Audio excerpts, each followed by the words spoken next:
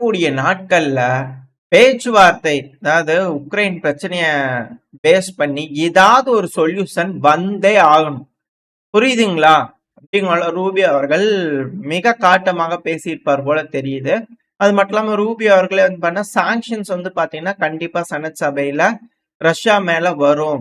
பேச்சுவார்த்தைகள்ல வரக்கூடிய நாட்கள்ல முடிவுகள் சுமூகமா எட்டப்படலை அப்படின்னா கண்டிப்பா அழுத்தங்கள் இருக்கும் அப்படிங்கிற போல இவங்க தரப்பு இருந்து ஆரம்பிச்சுக்கிறாங்க. திரும்ப பழைய கிளவி கதவு துறடி அந்த குருடிங்கிறாங்க இல்லையா? ஸோ அது போலதான். ஏன்னா பைடன் அவர்கள் இதே போலதான் ஒரு டைம் அட்டாக் நடக்கும் போதும் ஒரு டைம் ஏதோ ஒன்று நடக்கும் போதும் சாங்ஷன் போடுவாங்க. வாடிக்கையா இருந்தது. அதுவும் தொடச்சு போட்டு ரஷ்ய தரப்புல இருந்து போயிடுவாங்க. அதே போல இந்த தடவையும் போயிட்டாங்கன்னா ட்ரம்ப் அவர்களுக்கு மிக பெரும் சிக்கல்களை ஏற்படுத்தும். பட் ஆனா பைடன் அவர்கள் மத்த நாடுகளிலும் வந்து பாத்தீங்கன்னா குத்தல. ஆனா ட்ரம்ப் அவர்கள் எல்லா நாடையும் வந்து பாத்தீங்கன்னா குத்துறாரு. அதுவும் குறிப்பா ரஷ்யாவுக்கு உதவக்கூடிய நாடுகள் டாரிஃப் அப்படிங்கிற பேர்ல சைனாவோட பொருட்கள்லாம் வந்து பாத்தீங்கன்னா போர்ட்ல டாக் ஆகக்கூடாது அப்படிங்கிறது போல, வந்தாலே தனி வரி அப்படிங்கிற போல சௌரியத்துக்கு வந்து பாத்தீங்கன்னா அவரோட பதவியை வந்து பாத்தீங்கன்னா அவர் கிட்ட அதிகார துஷ்பிரயோகமா அப்படிங்கிற சொல்லப்பட்டு வந்து பட்டிருந்தாலும் உங்களோட கண்ட்ரோல் அந்த நாட்டோட ராணுவத்து கட்டுப்பாட்டுக்குள்ள இருக்க போர்ட் அப்படின்னா அவங்க என்ன சொல்றாங்களோ அதுதான். ஸோ இது போல சிக்கல்கள் வந்து பாத்தீங்கன்னா பல நாடுகளுக்கு இருக்கு, ரஷ்யாவுக்கு உதவக்கூடிய நாடுகளுக்கு. இந்த தடவை அதே போல ரஷ்யா சாங்ஷன்ல இருந்து மீண்டு வருமா? நாடுகள்லாம் உறுதுணையா ரஷ்யாவோட இருப்பாங்களா அப்படின்ற கேள்விகள் இருக்கு. அது மட்டும் இல்லாம ஏன் இந்த அளவு அழுத்தங்கள் வந்து பாத்தீங்கன்னா ரஷ்யா மேல கொடுக்குறாங்க அப்படின்னா அதுக்கு மிக முக்கியமான காரணங்களே உக்ரைன் இப்ப டொனஸ்க் பகுதி இருக்கு இல்லையா, அதுல ரஷ்யா வந்து முன்னேறிட்டு இருக்கிறாங்க. ஆனா முழுவதும் கட்டுப்பாட்டுக்குள்ள எடுத்துட்டாங்களான்னா இல்ல. அது ஒத்துக்க மனசு இல்லைனாலும் இதுதான் உண்மை அப்படிங்கிற புரிஞ்சுக்க முடியுது. இது யார் சொல்லிக்கிறாங்கன்னா யூகேயோட இன்டெலிஜென்ஸ் டீம்ல இருந்து வந்து பாத்தீங்கன்னா சொல்லிக்கிறாங்க. அது அடிக்கடி இது போல செய்திகள் கொடுக்கறது உண்டு. அதாச்சும் சிவிஆர் பகுதியில முன்னேறாங்க, ட்ராஸ்க் பகுதியில முன்னேறாங்க, பக்ரோஸ்கோட ஹைவேஸ் எல்லாம் வந்து பார்த்தா முன்னேறிட்டு இருக்கிறாங்க அப்படிங்கிறது போல இவங்க தரப்பு ஸ்டேட்மெண்ட்ஸ் வருது. இன்டெலிஜென்ஸ் சில நேரங்கள்ல வேலை செய்யுது யூகேக்கு, அதுல எந்த ஒரு மாற்றமும் இல்லை, தெரிஞ்சுக்கிட்டாங்க. பட் ஆனா எப்ப இந்த கிரமட்டாஸ் ஸ்லோவியான்ஸ்க பிடிக்கிறாங்களோ அன்னைக்கு தான் வந்து பார்த்தா முழுமையும் ரஷ்யாவோட கட்டுப்பாட்டுக்குள்ள வந்தது அர்த்தம் இந்த டொனஸ்க் பகுதி. ஆனா இப்போ டொனஸ்க் பகுதியோட தெற்குல வந்து பாத்தீங்கன்னா முழுமையா ரஷ்யா அவங்க கட்டுப்பாட்டுக்குள்ள எடுத்துட்டு இருக்காங்க. இப்போ ஜாப்ரோசெஸ்யா டொனஸ்க் பார்டர்ல இருக்கக்கூடிய பகுதிகளை எடுத்துட்டு இருக்காங்க. அதை நம்ம மேப் ஏரியாவில் பார்க்கும்போது பார்க்கலாம்.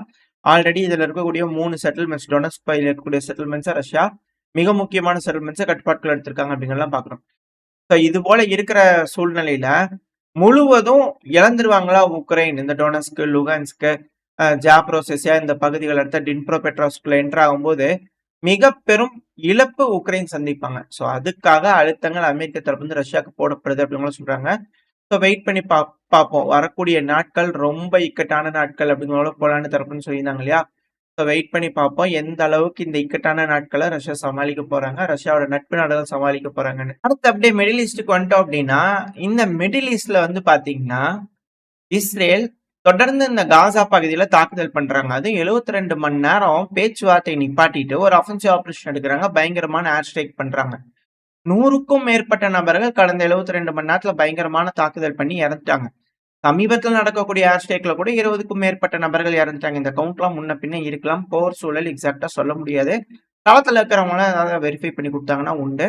பாலஸ்தீன் அத்தாரிட்டி தரப்புலயே கொஞ்சம் முன்ன பின்ன இருக்குதான் செய்யுது. ஆக்சுவலா சொல்றதை விட பல மடங்கு அதிகமா இருக்கும் அப்படிங்கிற மாற்றுக்கத்துல. சோ இது போல தொடர்ந்து இஸ்ரேல் தரப்புல இருந்து தாக்குதல் பண்றாங்க.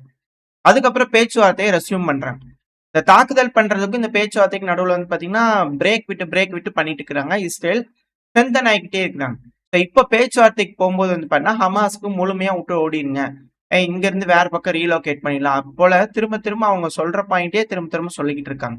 ஹமாஸ் தரப்புல அது போல விஷயங்களுக்கு வந்து பாத்தீங்கன்னா ஏற்புடையது மாதிரி இல்லை அப்படிங்கறதுனால திரும்பவும் பேச்சுவார்த்தையை நிப்பாட்டிட்டு ஒரு மிக பெரும் தாக்குதல், கொல்றவங்க எல்லாம் கொண்டுட்டு திருப்பி ஒரு பேச்சுவார்த்தை. ஸோ இதே போல ஒரு பேட்டர்னா இஸ்ரேல் தரப்புல இருந்துகிட்டு இருக்கு. ஸோ இதுக்கு எகெயின்ஸ்டா வந்து பாத்தீங்கன்னா எமன் ஹூதிஸ் வந்து தாக்குதல் பண்ணிக்கிறாங்க. ஒரு மிசைலா நாங்க நியூட்ரலைஸ் பண்ணிக்கிறோம் அப்படின்னு இஸ்ரேல் தரப்புன்னு சொல்லிக்கிறாங்க. At the same time Israel தொடர்ந்து யமன் ஹவுதிஸ் மேலேயும் தாக்குதல் பண்ணிட்டு இருக்காங்க. ஆனா யமன்ல இருக்கக்கூடிய மக்கள் வந்து பாத்தீங்கன்னா பயந்துட்டாங்களான்னு கேட்டீங்கன்னா ஆயிரக்கணக்கான லட்சக்கணக்கான அப்படி சொல்லிக்கிட்டே இருக்கலாம். பட் ஆனா வீடியோ பார்க்கும்போது மிக பெரும் அளவில் அலைகடலான திறந்து வந்திருக்கிறாங்க மக்கள் அப்படிங்கிற மாற்றுக்கத்துல. இது தொடர்ந்து இது போல வீடியோ பதிவுகள் வந்துகிட்டு தான் இருக்கு. ஏன்னா இஸ்ரேல் தாக்குதல் பண்ணிருக்கிறாங்க, சிவிலியன் வாழும் பகுதியிலாம் தாக்குதல் பண்றாங்க. இது போல மாசான ஆளுங்க வந்து பாத்தீங்கன்னா பாலஸ்தீனுக்கு சப்போர்ட் அப்படிங்கிற கூட்டம் வந்துட்டு இருக்கும்போது தாக்குதல் நடந்துச்சுன்னா சிக்கலாயிரும். ஏன்னா இது போல விஷயங்கள் வந்து பாத்தீங்கன்னா ஹிஸ்புல்லாக்கு நடந்தது. ஏன்னா அந்த இடத்துல ஊர்வலம் போயிட்டு இருக்கும்போது, இறந்த நபர்கள எடுத்துட்டு ஊர்வலம் போயிட்டு இருக்கும்போதெல்லாம் தாக்குதல் நடந்துச்சு அப்டின்னா குற்றச்சாட்டுகள் இருந்தது. அதே போல இங்க ஏதாவது எசக்கு புசக்கா என்னன்னா மிக பெரும் சேதம் சந்திப்பாங்க. பட் இருந்தாலும் யமன் ஹூதிஸ் எதுக்கும் பயப்படுற மாரி இல்ல. அவங்க தொடர்ந்து தயாரா இருக்கிறாங்க. இந்த பாலஸ்தீன் மக்களுக்கு எப்படியாவது உதவணும் அப்படிங்கிறது போல. அவங்களோட பணிய சிறப்பா செஞ்சுக்கிட்டு இருக்காங்க அப்படிங்கிற மாற்று கருத்து இல்ல. இஸ்ரேலோட தாட் சிஸ்டமே வந்து பார்த்தீங்கன்னா, ஆட்டம் கண்டுட்டு இருக்கு அப்படிங்கிற மாற்று கருத்து இல்ல. ஏன்னா அந்த அளவுக்கு சில நேரங்கள்ல வந்து பென் குனியன் ஏர்போர்ட் பக்கத்துலயே அங்கேயும் இங்கேயும் போய் விழுகுது அப்படின்னா, அவங்களோட பேட்டரிஸ் ஏர் டிஃபென்ஸ் சிஸ்டம்லாம் வீக் ஆயிட்டு இருக்கு அப்படிங்கிறது தான் இதுல இருக்கக்கூடிய யதார்த்தமான உண்மை. ஏன்னா தொடர்ந்து நடந்துகிட்டு இருக்கும்போது ஒன்ஸ் ஈரான் எடுத்து அடிச்சுட்டாங்க அப்படின்னா மிக பெரும் இழப்புகளை சிந்திச்சிருவாங்க. இது போல மிடில் ஈஸ்ட்ல சிக்கல்கள்ன்றது அதிகரிச்சுட்டே இருக்குது. அப்படியே நம்ம அமெரிக்கா சைட்ல வந்துட்டோம்னு வச்சுக்கோங்க, அதுவும் சவுத் அமெரிக்கா இது போல பகுதிகளில் வந்துட்டோம் அப்படின்னா ஆல்ரெடி இருந்துச்சு. ஒரு வருஷத்துக்கு முன்னாடி வந்து பாத்தீங்கன்னா இந்த வெனிசுவேலா கயானா பகுதியில வந்து பாத்தீங்கன்னா போர் பதட்டம் அப்படிங்கிறது இருந்துட்டு இருந்தது. இப்ப திரும்ப வந்து பாத்தீங்கன்னா கயானா தரப்புல என்ன சொல்லிக்கிறாங்கன்னா, அது பார்டர் பகுதியில அந்த ரிவர் இருக்கும் இல்லையா, ஸோ அந்த பகுதியில வந்து பாத்தீங்கன்னா சதுப்பு நிலம் மாதிரி அந்த இடத்துல திடீர்னு யாரோ வந்து ராணுவ வீரர்கள் மேல சுட்டிருக்காங்க, இல்லைன்னா சில நபர்கள் இறந்துருக்காங்க அப்படிங்கிற வெனிசுவேலா மேல குற்றச்சாட்டுகள் வச்சிருக்காங்க. வெனிசுவேலா கிளைம் பண்ணல. ஸோ என்ன நடக்குது ஏது நடக்குன்றது தெரியல. டெரரிசம் அப்படிங்கிறது வெனிசுவேலாக்கு எகெயின்ஸ்டா திருப்பும் போது வெனிசுவேலால இருந்தும் சில நபர்கள் எகெயின்ஸ்டா கயானாக்கு எகெயின்ஸ்டா திரும்புறாங்களா அப்படின்ற கேள்விகள் வருது. எல்லாமே செக் மாதிரி தான். கயானால பிரச்சனை வருது அப்படின்னா அமெரிக்காக்கு சிக்கலா இருக்கு. ஏன்னா இங்க இருந்து ஆயில வந்து பார்த்தீங்கன்னா யூகே அமெரிக்கால எடுத்துக்கிட்டு இருக்காங்க கயானால இருந்து. அந்த இடத்துல கோல்டு மைனிங் இருக்கு, ஏகப்பட்ட விஷயங்கள் இருக்கு. இது எல்லாமே அவங்களுக்கு தேவை. ஸோ இப்படி இருக்கும்போது எல்லாமே சிக்கலா இருக்கு. எப்படி இதுல இருந்து மீண்டு வர போறாங்க அப்படிங்கிற பார்க்கலாம். ஒருத்தவங்க மாத்தி மாத்தி செக் வச்சுக்கிட்டே இருக்கிறாங்க அப்படிங்கிற மாற்று கருத்துல. அது மட்டும் இல்லாம தொடர்ந்து இந்த ஆயில் ஸ்பில்லுங்கிறது வந்து பாத்தீங்கன்னா இந்த கயானா பகுதியில் நடந்துகிட்டு இருக்கு. அதனால இந்த கயானாவோட அரசாங்கம் என்ன செஞ்சுக்கிறாங்க அப்படின்னா, எந்த கம்பெனி இந்த ஆயில் எடுக்கிறாங்களோ ஸ்பில் ஆச்சுன்னா அவங்க தான் பொறுப்பு. ஏற்ற நடக்கக்கூடிய நஷ்டீடு அவங்க தான் ஏத்துக்கணும் அப்படிங்கிற சொல்லிக்கிறாங்க. அமெரிக்கா, யூகே, மேற்கு இதுக்கெல்லாம் ஒத்துக்குவாங்களா அப்படிங்கிற ஒரு கேள்வி இருக்கு. ஸோ வெயிட் பண்ணி பார்ப்பேன் என்ன மாதிரியான முடிவுகள் வரப்போகுது, இதுக்கான சொல்யூஷன் என்ன கிடைக்க போகுது அப்படிங்கலாம் பார்த்தலாம். அப்புறம் இன்னொன்று அமெரிக்காவில் வந்து பார்த்தீங்கன்னா கலிபோர்னியா பகுதியில் ஒரு குண்டு வெடிப்பு நடந்திருக்கு. இந்த குண்டு வெடிப்பு வந்து பார்த்தீங்கன்னா ஃபெர்டிலிட்டி கிளினிக்லாம் நடந்திருக்கு. இது எல்லாமே இந்த அபார்ஷன் இது ரிலேட்டடா இருக்கக்கூடிய விஷயங்கள் தான். ரெண்டாவது ஆன்டி ட்ரம்ப் மூவ்மெண்ட் அப்படிங்கிறது மிக பெரும் அளவில் வந்துகிட்டு இருக்கு. அதுக்கான காரணம் எலான் மஸ்க் அவர்கள் டாஜ் இது போல இனிஷியலா இருந்துச்சு. எலான் மஸ்க் அவர்கள் மேல வெறுப்புணர்வுகளை காமிச்சிருந்தாங்க அமெரிக்கர்கள். பெரும் ப்ரொட்டஸ்ட்லாம் நடந்தது பல பகுதிகளிலும். ஸோ இப்படி இருக்கும்போது முன்னாள் உளவுத்துறையில வேலை செஞ்சவங்க, முன்னாள் எஃபிஐல வேலை செஞ்சவங்கன்னு கணிசமான அளவுல வந்து பாத்தீங்கன்னா ஒரு கும்பல் சேர்ந்துகிட்டு இருக்காங்க. இப்ப இவங்க சேர்றவங்க என்ன செய்யறாங்க அப்படின்னா, இப்ப ஒரு போஸ்ட் லோட் ஆயிருக்கும். இந்த போஸ்ட்ல இருக்கிற மாதிரி 8647 அப்படிங்கிறது போல ஒரு நம்பர் வந்து ட்ரெண்ட் பண்ணிட்டு இருக்காங்க.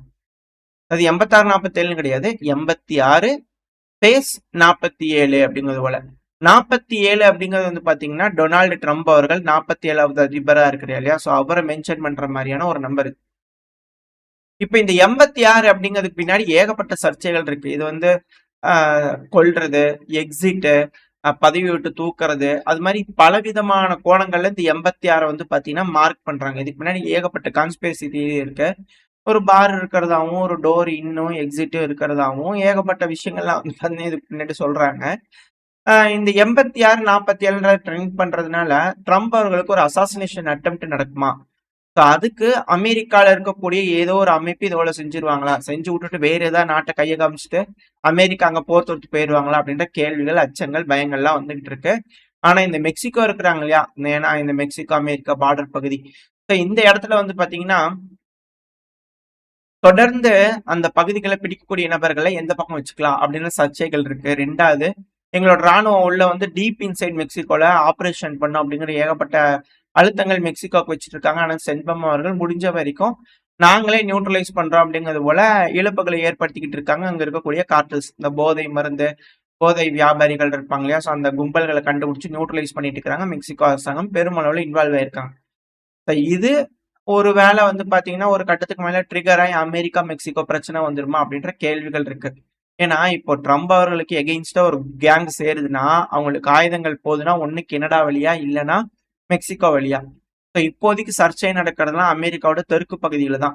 ஸோ ஒருவேளை பிரச்சனை வருது அப்படின்னா அமெரிக்கா சிவில் வார் வர்றதுக்கு ஆயுதங்கள் வேணும் அப்படின்னா மெக்சிகோ வழியா தானே போகும். ஸோ அதனால பார்டரை ப்ரொடெக்ட் பண்ணி வச்சுக்கிறாரா ட்ரம்ப் அவர்கள் அப்படின்ற கோணங்கள்ல பலரும் பார்த்துக்கிட்டு இருக்காங்க. இது எப்படியோ அமெரிக்காவுக்கு மிக பெரும் அளவுல சிக்கல்கள் இருக்கு, மேற்குக்கு மிக பெரும் அளவுல பிரச்சனைகள் இருக்கு. இதெல்லாம் எப்படி மீண்டு வர போறாங்க? இல்ல பிரிக்ஸ் முன்னாடி தோத்து மிகப்பெரும் அளவுல தோல்வியை சந்திப்பாங்களா? என்ன நடக்க போகுது அப்படிங்க வெயிட் பண்ணி பார்த்தலாம். ஓரளவுக்கான தகவல்கள் இந்த பதிவுல பார்த்துருப்போம்னு நினைக்கிறேன். இதோட இந்த பதிவை நான் முடிச்சுக்கலாம். இந்த பதிவு எப்படி இருந்துச்சு உங்களுக்கு பிடிச்சிருக்கா? பிடிச்சுன்னா லைக் பண்ணிட்டு உங்க ஃப்ரெண்ட்ஸ் நம்மளுடைய ஷேர் பண்ணிக்கோங்க. அது கூட மறக்காம இந்த பதிவு பற்றி உங்களோட கருத்துக்களை கமெண்ட் செக்ஷன் சொல்லுங்க. இந்த பதிவு நல்லா இருக்கும்னு நம்பிக்கை அடுத்த பேர் உங்களை சந்திக்கிறேன். Stay safe. பை.